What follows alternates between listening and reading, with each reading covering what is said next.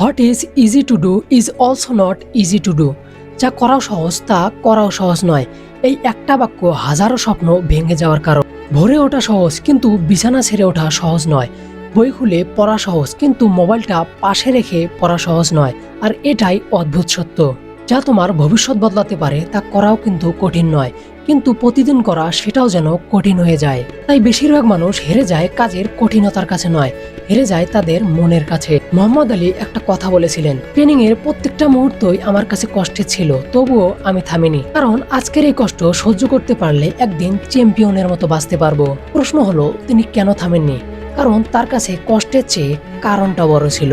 তোমার হোয়াই পাওয়ার যদি দুর্বল হয় তাহলে যে কোনো ছোট্ট অজুহাতও তোমাকে থামাতে পারে, কিন্তু তোমার হোয়াই পাওয়ার যদি শক্তিশালী হয় তাহলে যে কোনো বাধাও তোমাকে থামাতে পারবে না। তাই লক্ষ্য খোঁজার আগে নিজের কারণটা খুঁজে বের করো। কেন পড়বে, কেন কাজ করবে, কেন নিজের জীবনটা বদলাবে। যেদিন থেকে এই প্রশ্নগুলোর সৎ উত্তর পেয়ে যাবে সেদিন থেকে আর জোর করে তোমাকে ডিসিপ্লিন হয়ে কাজ করতে হবে না। তোমার হোয়াই পাওয়ার তোমাকে নিজে টেনে নিয়ে যাবে তোমার স্বপ্নের কাজে।